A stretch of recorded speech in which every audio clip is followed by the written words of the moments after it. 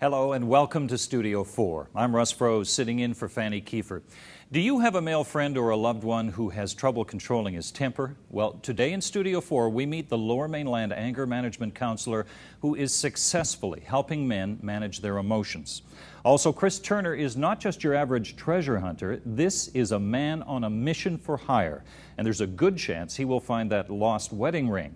And what's the story behind those deep, rich, mellow Australian wines? Well, the youngest members of an Aussie wine dynasty are here to tell us more. Stay with us.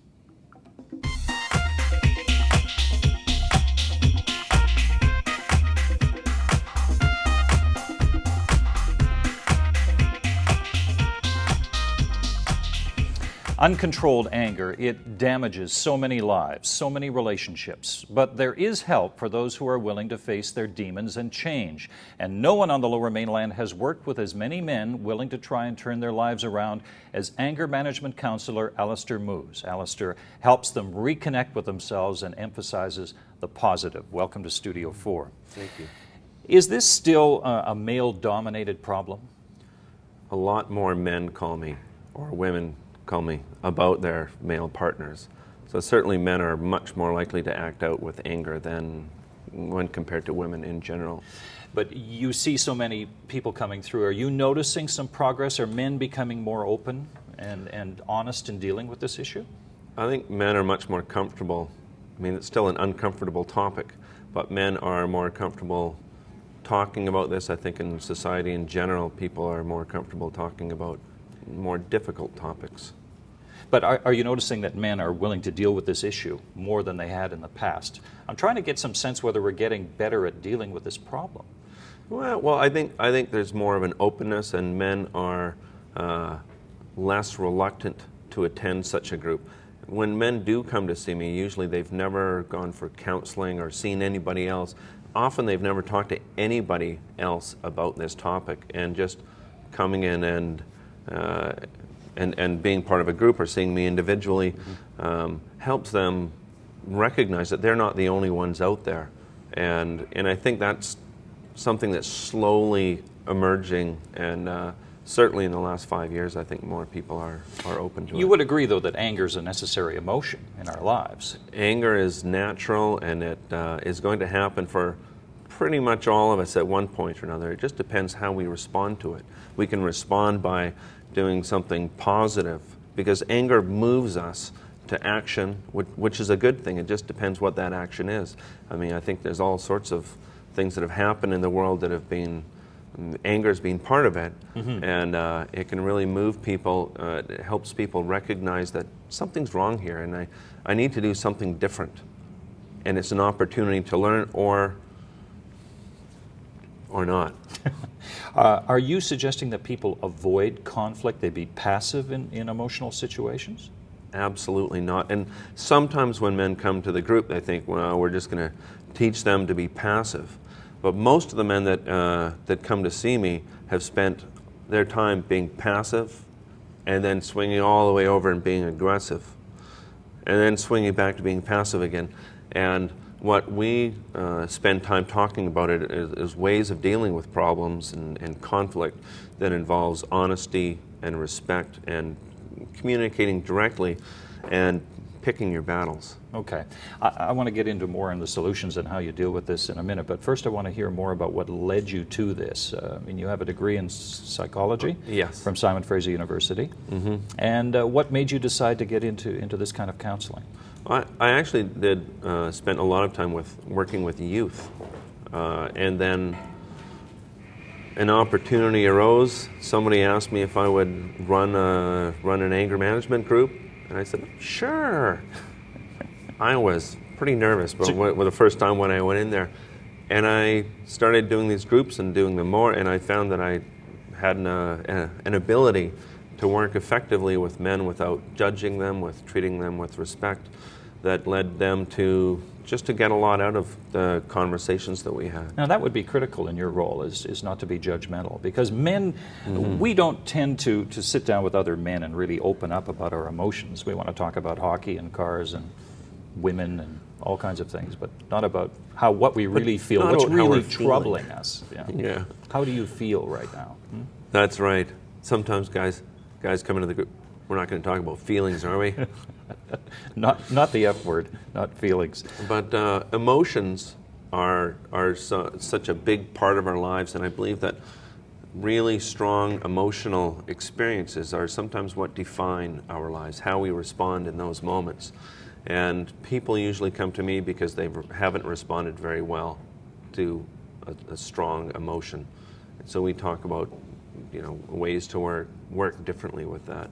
Now you work with youth, you say. Now you work in detox as well. Is that right? Did you notice a pattern with these kids? Oh, I spent many years working with youth, and I mean, certainly younger people are much more open to talking about anger management. When I've gone in and spoken with you know, grade 11 and 12 male students, they're much more open than, you know, guys in their 40s or 50s or 60s. So the patterns aren't set at that age. It happens a little later in life for most men? Well, I think the younger generation is much more open to looking at this. They may not be dealing any more effectively right at this point, but they're much more open to the idea of counseling or to looking at different ideas. And why is that? Is it the media influence? What is it that's making the younger generation more open to this? I think part of it is the media. People are much more used to people talking about difficult topics on TV. They're much more used to, you know, people talking about sexual abuse or, you know, talking about sex in general. And so people are used to talking about more difficult, more challenging ideas, and it's created what I think is opportunities for people to look at these more difficult topics and do something constructive. This is a good positive sign that men might be more willing to look at this stuff in the future. Yes. Okay. I understand you also, for a time, maybe this helped you through university, you bartended, right? I spent many years, 9 years, bartending and managing bars in Vancouver. Now, you have to be a good listener to be a bartender, isn't that right? Well, that's the stereotype. I'm not sure. You have to be. Were you a good listener? Yes. Okay. Yeah. And that helped you get there. So, tell us what kind of situations that you would deal with and the kind of problems you face with these men. Well, almost any time somebody calls me, something really bad has happened. So usually people come to me and they're dealing with a lot of emotional pain. It's from a relationship that's fallen apart. You know, the worst cases are somebody's kids have been taken away by the ministry.